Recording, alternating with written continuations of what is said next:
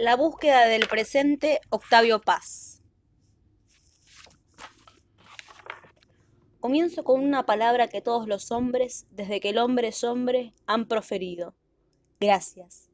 Es una palabra que tiene equivalentes en todas las lenguas y en todas es rica la gama de significados.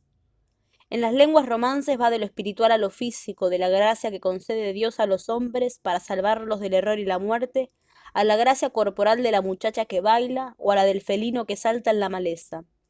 Gracias es perdón, indulto, favor, beneficio, nombre, inspiración, felicidad, en el estilo de hablar o de pintar, ademán que revela las buenas maneras y, en fin, acto que expresa bondad de alma.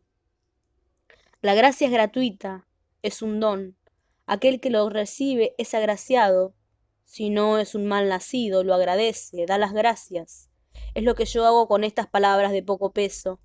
Espero que mi emoción compense su levedad. Si cada una fuese gota de agua, ustedes podrían ver a través de ella lo que siento, gratitud, reconocimiento, y también una indefinible mezcla de temor, respeto y sorpresa al verme ante ustedes en este recinto que es simultáneamente el hogar de las letras suecas y la casa de la literatura universal.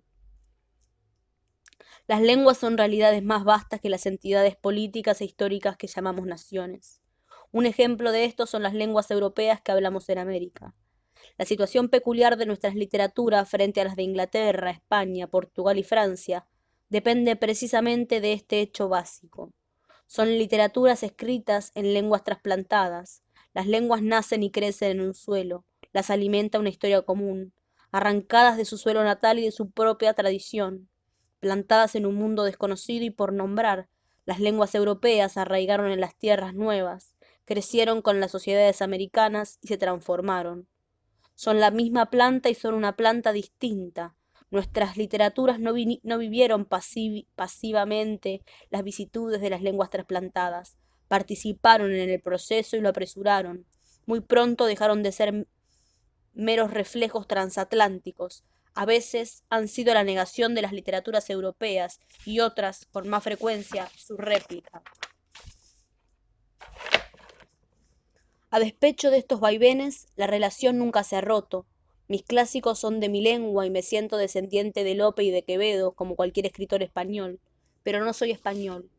Creo que lo mismo podrían decir la mayoría de los escritores hispanoamericanos y también de los Estados Unidos, Brasil y Canadá, frente a la tradición inglesa, portuguesa y francesa. Para entender más claramente la peculiar posición de los escritores americanos, basta con pensar en el diálogo que sostiene el escritor japonés, chino o árabe con esta o aquella literatura europea. Es un diálogo a través de lenguas y de civilizaciones distintas. En cambio, nuestro diálogo se realiza en el interior de la misma lengua. Somos y no somos europeos.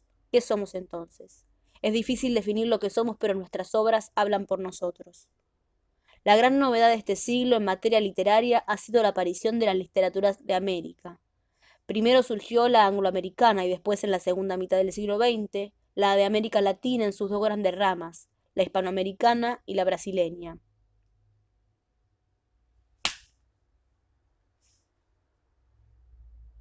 Aunque son muy distintas, las tres literaturas tienen un rasgo en común, la pugna, más ideológica que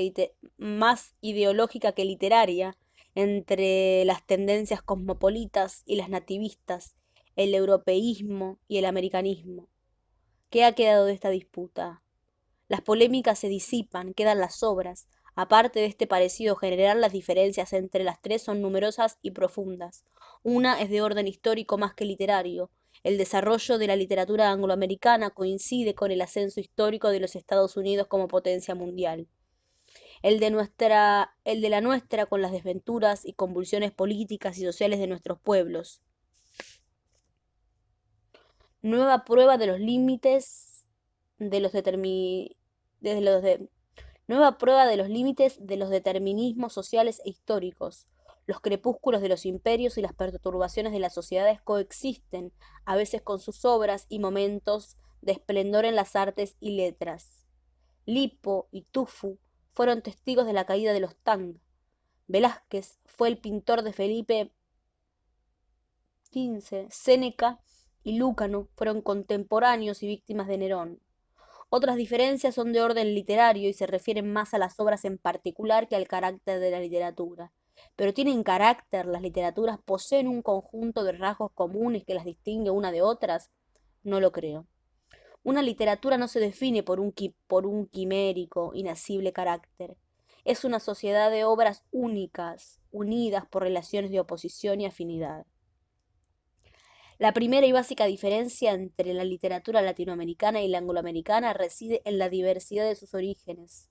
Unos y otros comenzamos por ser una proyección europea, ellos de una isla y nosotros de una península, dos regiones excéntricas por la geografía, la historia y la cultura. Ellos vienen de Inglaterra y la Reforma, nosotros de España, Portugal y la Contrarreforma. Apenas si debo mencionar en el caso de los hispanoamericanos lo que distingue a España de las naciones europeas y le otorga una notable y original fisonomía histórica. España no es menos excéntrica que Inglaterra, aunque lo es de manera distinta. La excentricidad inglesa es insular y se caracteriza por el aislamiento, una excentricidad por exclusión. La hispana es peninsular y consiste en la coexistencia de diferentes civilizaciones y pasados, una excentricidad por inclusión. En lo que sería la católica España, los visigodos, en lo que sería la católica España, los visigodos profesaron la herejía de Arriano, para no hablar de los siglos de dominación de la civilización árabe, de la influencia del pensamiento judío, de la reconquista y de otras peculiaridades. En América, la excentricidad hispánica se reproduce y se multiplica sobre todo en países con antiguas y brillantes civilizaciones como México y Perú. Los españoles encontraron en México no solo una geografía, sino una historia. Esa historia está viva todavía, no es un pasado, sino un presente. El México precolombino, con sus templos y sus dioses, es un montón de ruinas, pero el espíritu que animó ese mundo no ha muerto. Nos hablan en el lenguaje cifrado de los mitos, las leyendas, las formas de convivencia, las artes populares, las costumbres. Ser escritor mexicano significa oír lo que nos dice este presente, esa presencia, oírla, hablar con ella, descifrarla, decirla. Tal vez después de esta breve digresión sea posible entrever la extraña relación que al mismo tiempo nos une y separa de la tradición europea. La conciencia de la separación es una nota constante de nuestra historia espiritual. A veces sentimos la separación como una herida y entonces se transforma en escisión interna, conciencia desgarrada que nos invita al examen de nosotros mismos. Otras aparece como un reto, espuela que nos incita a la acción, a salir al encuentro de los otros y del mundo. Cierto, el sentimiento de la separación es universal y no es privativo de los hispanoamericanos. Nace el momento mismo de nuestro nacimiento. Desprendidos del todo caemos en un suelo extraño. Esta experiencia se convierte en una llaga que nunca cicatriza. Es el fondo insondable de cada hombre. Todas nuestras empresas y acciones, todo lo que hacemos y soñamos, son puentes para romper la separación y unimos al mundo y a nuestros semejantes. Desde esta perspectiva, la vida de cada hombre y la historia colectiva de los hombres pueden verse como tentativas destinadas a reconstruir la situación original, inacabada e inacabable cura de la escisión. Pero no me propongo hacer otra descripción, una más de este sentimiento. Subrayo que entre nosotros se manifiesta sobre todo en términos históricos. Así se convierte en conciencia de nuestra historia. ¿Cuándo y cómo aparece este sentimiento y cómo se transforma en conciencia? La respuesta a esta doble pregunta puede consistir en una teoría o en un testimonio personal. Prefiero lo segundo. Hay muchas teorías y ninguna del todo confiable.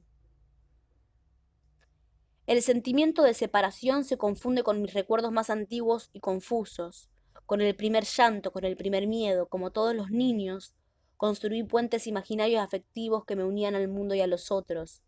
Vivía en un pueblo de las afueras de México, en una vieja casa ruinosa como un jardín selvático y una gran habitación llena de libros. Primeros juegos, primeros aprendizajes.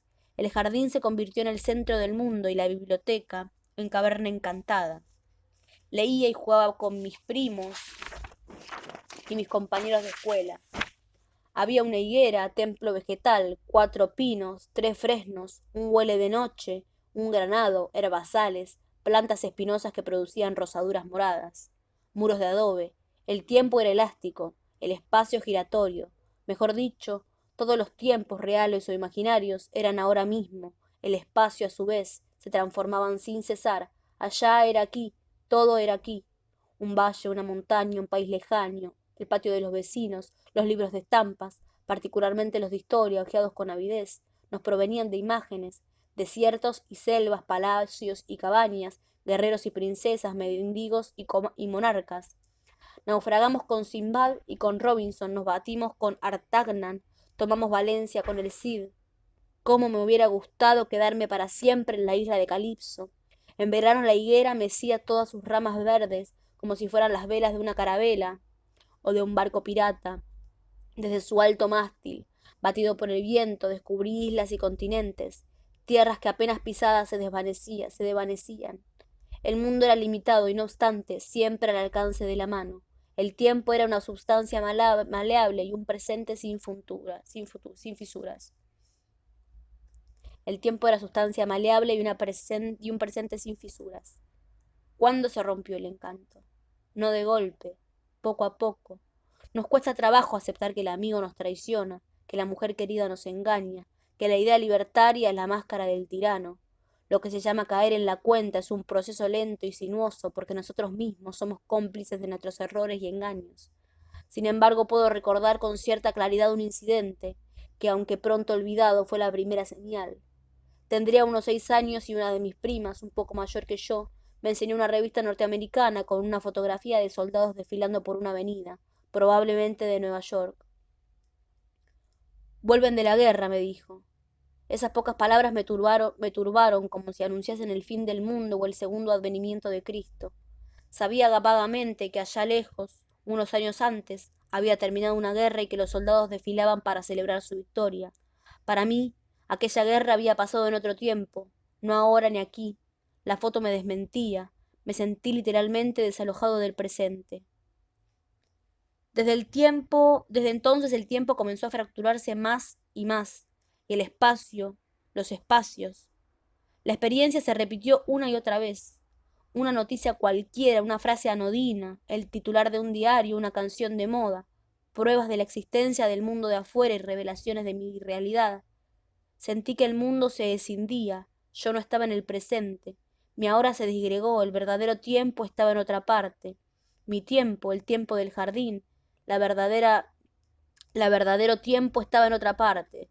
La higuera, los juegos con los amigos, el sopor bajo el sol de las 3 de la tarde entre las hierbas, el higo entreabierto, negro y rojizo como un ascua, pero un ascua dulce y fresca.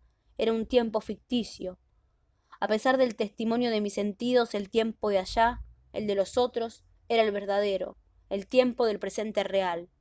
Acepté lo inaceptable, fui adulto. Así comenzó mi expulsión del presente.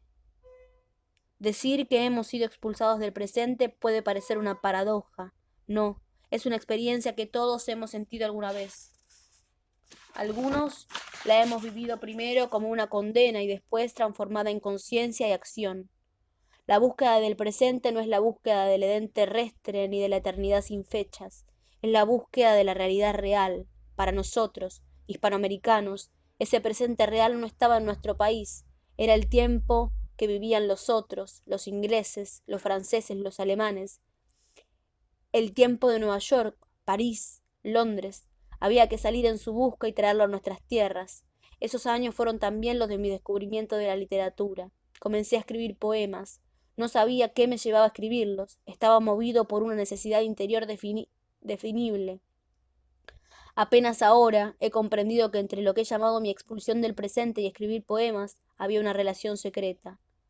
La poesía está enamorada del instante y quiere revivirlo en un poema. Lo aparta de la sucesión y lo convierte en presente fijo. Pero en aquella época yo escribía sin preguntarme por qué lo hacía. Buscaba la puerta de entrada al presente, quería ser de mi tiempo y de mi siglo. Un poco después de esta obsesión se volvió idea fija. Quise ser un poeta moderno, comenzó mi búsqueda de la modernidad. ¿Qué es la modernidad? Ante todo es un término equívoco. Hay tantas modernidades como sociedades. Cada una tiene la suya. Su significado es incierto y arbitrario, como el del período que la precede, la Edad Media. Si somos modernos frente al medievo, ¿seremos acaso la Edad Media de una futura modernidad? Un nombre que cambia con el tiempo, ¿es un verdadero nombre? La modernidad es una palabra en busca de su significado. ¿Es una idea, un espejismo o un momento de la historia? ¿Somos hijos de la modernidad o es nuestra creación? Nadie lo sabe a ciencia cierta. Poco importa. La seguimos, la perseguimos. Para mí en aquellos años la modernidad se confundía con el presente o más bien lo producía. El presente era su flor extrema y última. Mi caso no es único ni excepcional. Todos los poetas de nuestra época desde el período simbolista fascinados por esa figura a un tiempo fascinados por esa figura a un tiempo magnética y elusiva, han corrido tras ella. El primero fue Baudelaire, el primero también que logró tocarla y así descubrir que no es sino tiempo que se deshace entre las manos. No referiré mis aventuras en la persecución de la modernidad, son las de casi todos los poetas de nuestro siglo. La modernidad ha sido una pasión universal. Desde 1850 ha sido nuestra diosa y nuestro dominio y nuestro demonio. En los últimos años se ha pretendido exorcizarla y se habla mucho de la posmodernidad. Pero ¿qué es la posmodernidad sino una modernidad aún más moderna? Para nosotros, latinoamericanos, la búsqueda de la modernidad poética tiene un paralelo histórico en las repetidas y diversas tentativas de modernización de nuestras naciones. Es una tendencia que nace a fines del siglo XVIII y que abarca la misma España. Los Estados Unidos nacieron con la modernidad, y ya para 1830, como lo vio Tocqueville, era la matriz del futuro. Nosotros nacimos en el momento en que España y Portugal se apartaban de la modernidad. De ahí que a veces se hablase de europeizar a nuestros países. Lo moderno estaba fuera y teníamos que importarlo. En la historia de México, el proceso comienza un poco antes de las guerras de independencia. Más tarde se convierte en un gran debate ideológico y político que divide y apasiona a los mexicanos durante el siglo XIX. Un episodio puso en entredicho no tanto la legitimidad del proyecto reformador como la manera en que se había intentado realizarlo, la Revolución Mexicana. A diferencia de las otras revoluciones del siglo XX, la de México no fue tanto la expresión de una ideología más o menos utópica como la explosión de una realidad histórica y psíquica oprimida. No fue la obra de un grupo de ideólogos decididos a implantar unos principios derivados de una teoría política. Fue un sacudimiento popular que mostró a la luz lo que estaba escondido. Por eso mismo fue tanto o más que una revolución, una revelación. México buscaba el presente afuera y lo encontró adentro, enterrado pero vivo. La búsqueda de la modernidad nos llevó a descubrir nuestra antigüedad, el rostro oculto de la nación, inesperada lección histórica que no sé si todos han aprendido. Entre tradición y modernidad hay un puente. Aisladas las tradiciones se petrifican y las modernidades se volatilizan. En conjunción, una anima a la otra y la otra le responde dándole peso y gravedad. La búsqueda de la modernidad poética fue una verdadera quete, en el sentido alegórico y caballeresco que tenía esa palabra en el siglo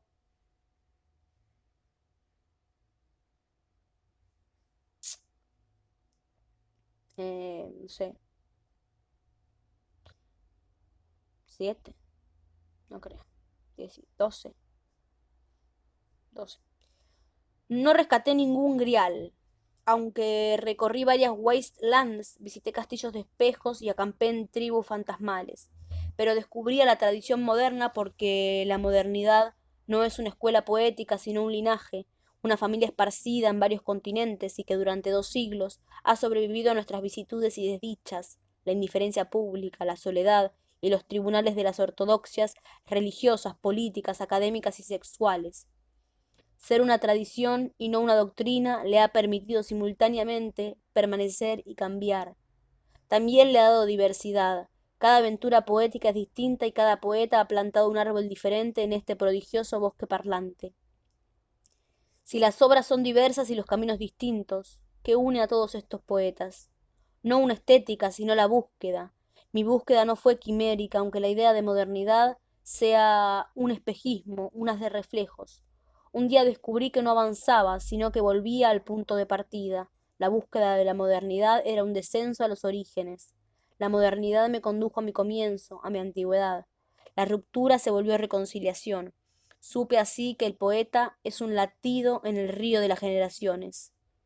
La idea de modernidad es un subproducto de la concepción de la historia como un proceso sucesivo, lineal e irrepetible. Aunque sus orígenes están en el judeocristianismo, es una ruptura con la doctrina cristiana. El cristianismo desplazó al tiempo cíclico de los paganos. La historia no se repite. Tuvo un principio y tendrá un fin. El tiempo sucesivo fue el tiempo profano de la historia, teatro de las acciones de los hombres caídos, pero sometido al tiempo sagrado, sin principio ni fin. Después del juicio final, lo mismo en el cielo que en el infierno, no habrá futuro. En la eternidad no sucede nada porque todo es. Triunfo del ser sobre el devenir, el tiempo nuevo, el nuestro, el lineal como el cristiano, pero abierto al infinito y sin referencia a la eternidad. Nuestro tiempo es el de la historia prófana, tiempo irreversible y perpetuamente inacabado, en marcha no hacia su fin, sino hacia el porvenir. El sol de la historia se llama futuro y el nombre del movimiento hacia el futuro es progreso.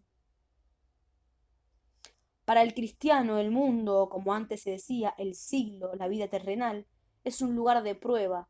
Las almas se pierden o se salvan en este mundo.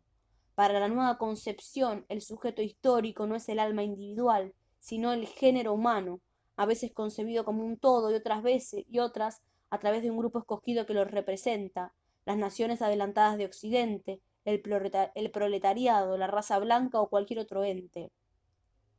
La tradición filosófica pagana y cristiana había exaltado al ser, plenitud henchida, perfección que no cambia nunca.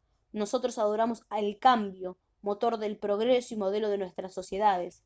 El cambio tiene dos modos privilegiados de manifestación, la evolución y la revolución, el trote y el salto. La modernidad es la punta del movimiento histórico, la encarnación de la evolución o de la revolución, las dos caras del progreso. Por último, el progreso se realiza gracias a la doble acción de la ciencia y de la técnica, aplicadas al dominio de la naturaleza y a la utilización de sus inmensos recursos. El hombre moderno se ha definido como un ser histórico. Otras sociedades prefirieron definirse por valores e ideas distintas al cambio. Los griegos veneraron a la polis y al círculo, pero ignoraron al progreso. A Séneca le desvelaba, como a todos los estoicos, el eterno retorno. San Agustín creía que el fin del mundo era inminente. Santo Tomás construyó una escala, los grados del ser, de la criatura al creado y así sucesivamente. Una tras otras esas ideas y creencias fueron abandonadas. Me parece que comienza a ocurrir lo mismo con la idea del progreso y en consecuencia con nuestra visión del tiempo, de la historia y de nosotros mismos. Asistimos al crepúsculo del futuro, la baja de la idea de modernidad y la boga de una nación tan dudosa como posmodernidad. No son fenómenos que afectan únicamente a las artes y a la literatura. Vivimos las crisis de las ideas y creencias básicas que han movido a los hombres desde hace más de 2 siglos. En otras ocasiones me he referido con cierta extensión al tema. Aquí solo puedo hacer un brevísimo resumen. En primer término, está en entredicho la concepción de un proceso abierto hacia el infinito y sinónimo de progreso continuo. Apenas si debo mencionar lo que todos sabemos. Los recursos naturales son finitos y un día se acabarán. Además, hemos causado daños tal vez irreparables al medio natural y la especie misma está amenazada. Por otra parte, los instrumentos del progreso, la ciencia y la técnica, han demostrado con terrible claridad que pueden convertirse fácilmente en agentes de destrucción.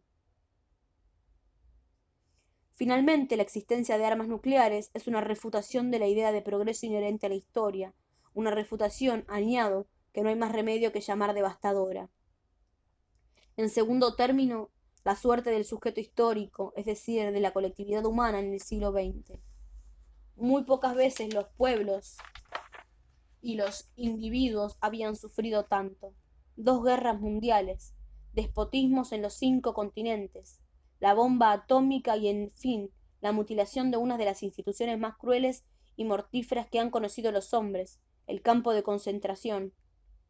Los beneficios de la técnica moderna son incontables, pero es imposible cerrar los ojos ante las matanzas, torturas, humillaciones, degradaciones y otros daños que han sufrido millones de inocentes en nuestro siglo. En tercer término, la creencia en el progreso necesario. Para nuestros abuelos y nuestros padres, las ruinas de la historia, cadáveres, campos de batalla desolados, ciudades demolidas, no negaban la bondad esencial del proceso histórico. Los cadalsos y las tiranías, las guerras y la barbarie de las luchas civiles eran el precio del progreso, el rescate de sangre que había que pagar al dios de la historia. Un dios, sí, la razón misma, divinizada y rica en crueles astucias, según Hegel. La supuesta racionalidad de la historia se ha evaporado en el dominio mismo del orden, la regularidad y la coherencia, en las ciencias exactas y en la física, han reaparecido las viejas nociones de accidentes y de catástrofes. Inquietante resurrección que me hace pensar en los terrores del año 1000 y en la angustia de los aztecas al fin de cada ciclo cósmico. Y para terminar esta apresurada enumeración, la ruina de todas estas hipótesis filosóficas e históricas que pretendían conocer las leyes de desarrollo histórico. Sus creyentes, confiados en que eran dueños de las llaves de la historia, edificaron poderosos estados sobre pirámides de cadáveres. Esas orgullosas construcciones, destinadas en teoría a liberar a los hombres, se convirtieron muy pronto en cárceles gigantescas. Hoy las hemos visto caer. Las echaron abajo no los enemigos ideológicos, sino el cansancio y el afán libertario de las nuevas generaciones. Fin de las utopías, más bien fin de la idea de la historia como un fenómeno cuyo desarrollo se conoce de antemano. El determinismo histórico ha sido una costosa y sangrienta fantasía. La historia es imprevisible porque su agente, el hombre, es la indeterminación en persona. Este pequeño repaso muestra que muy probablemente estamos al fin de un periodo histórico y al comienzo de otro, fin o mutación de la edad moderna. Es difícil de saber. De todos modos, el derrumbe de las utopías ha dejado un gran vacío, no en los países en donde esa ideología ha hecho sus pruebas y ha fallado, sino en aquellos en los que muchos la abrazaron con entusiasmo y esperanza.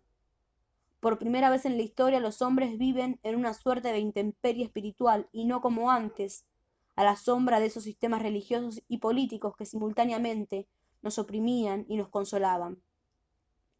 Las sociedades son históricas, pero todavía han vivido guiadas e inspiradas por un conjunto de creencias e ideas metahistóricas. La nuestra es la primera que se apresta a vivir sin una doctrina metahistórica. Nuestros absolutos, religiosos o filosóficos, éticos o estéticos, no son colectivos, sino privados. La experiencia es arriesgada. Es imposible saber si las tensiones y conflictos de esta privatización de ideas, prácticas y creencias que tradicionalmente pertenecían a la vida pública no terminará por quebrar la fábrica social. Los hombres podrían ser poseídos nuevamente por las antiguas furias religiosas y por los fanatismos nacionalistas. Sería terrible que la caída del ídolo abstracto de la ideología anunciase la resurrección de las pasiones enterradas de las tribus, las sectas y las iglesias. Por desgracia, los signos son inquietantes. La declinación de las ideologías que he llamado metahistóricas, es decir, que asignan un fin y una dirección a la historia, implica el tácito abandono de soluciones globales. Nos inclinamos más y más con buen sentido por remedios limitados para resolver problemas concretos. Es cuerdo abstenerse de legislar sobre el porvenir, pero el presente requiere no solamente atender a sus necesidades inmediatas, también nos pide una reflexión global y más rigurosa. Desde hace mucho creo, y lo creo firmemente, que el ocaso del futuro, pero el presente requiere no solamente atender a sus necesidades inmediatas, también nos pide una reflexión global y más rigurosa. Desde hace mucho creo, y lo creo firmemente, que el ocaso del futuro anuncia el advenimiento del hoy. Pensar el hoy significa ante todo recobrar la mirada crítica. Por ejemplo, el triunfo de la economía de mercado, un triunfo por default del adversario, no puede ser únicamente motivo de regocijo. El mercado es un mecanismo eficaz, pero como todos los mecanismos no tiene conciencia y tampoco misericordia. Hay que encontrar la manera de insertarlo en la sociedad para que sea la expresión del pacto social y un instrumento de justicia y equidad. Las sociedades democráticas desarrolladas han alcanzado justicia y equidad. No. Las sociedades democráticas desarrolladas han alcanzado una prosperidad envidiable. Asimismo, son islas de abundancia en el océano de la miseria universal. El tema del mercado tiene una relación muy estrecha con el deterioro del medio ambiente. La contaminación no solo infesta al aire, a los ríos y a los bosques, sino las almas. Una sociedad poseída por el frenesí de producir más para consumir más tiende a convertir las ideas, los sentimientos, el arte, el amor, la amistad y las personas mismas en objetos de consumo. Todo se vuelve cosa que se compra, se usa y se tira al basurero. Ninguna sociedad había producido tantos desechos como la nuestra, desechos materiales y morales. La reflexión sobre el ahora no implica renunciar al futuro ni olvido del pasado. El presente es el sitio de encuentro de los tres tiempos. Tampoco puede confundirse con un fácil hedonismo. El árbol del placer no crece en el pasado o en el futuro, sino en el ahora mismo. También la muerte es un fruto del presente. No podemos rechazarla, es parte de la vida. Vivir bien exige morir bien. Tenemos que aprender a mirar de frente a la muerte. Alternativamente luminoso y sombrío, el presente es una esfera donde se unen las dos mitades, la acción y la contemplación. Así como hemos tenido filosofías del pasado y del futuro, de la eternidad y de la nada, mañana tendremos una filosofía del presente. La experiencia poética puede ser una de sus bases. ¿Qué sabemos del presente? Nada, o casi nada. Pero los poetas saben algo. El presente es el manantial de las presencias. En mi peregrinación en busca de la modernidad, me perdí y me encontré muchas veces. Volví a mi origen y descubrí que la modernidad no está afuera, sino adentro de nosotros. En mi peregrinación en busca de la modernidad me perdí y me encontré muchas veces. Volví a mi origen y descubrí que la modernidad no está afuera, sino adentro de nosotros. Es hoy y es la antigüedad más es hoy y es la antigüedad más antigua. Es mañana y es el comienzo del mundo. Tiene 1000 años y acaba de nacer. Habla en nahuatl, habla en nahuatl, traza ideogramas chinos del siglo X, no sé, y aparece en la pantalla de televisión. Presente intacto, recién desenterrado, que sacude el polvo de siglos, sonríe y de pronto se echa a volar y desaparece por la ventana. Simultaneidad de tiempos y de presencias. La modernidad rompe con el pasado inmediato solo para rescatar al pasado milenario y convertir a una figurilla de fertilidad del neolítico en nuestra contemporánea. Perseguimos a la modernidad en sus incesantes metamorfosis y nunca logramos asirla. Se escapa siempre. Cada encuentro es una fuga. La abrazamos y al punto se disipa. Solo era un poco de aire. Es el instante, ese pájaro que está en todas partes y en ninguna. Queremos asirlo vivo, pero abre las alas y se desvanece, vuelto un puñado de sílabas. Nos quedamos con las manos vacías. Entonces la puerta de la percepción entonces las puertas de la percepción se entreabren y aparece el otro tiempo, el verdadero, el que buscábamos sin saberlo, el presente, la presencia.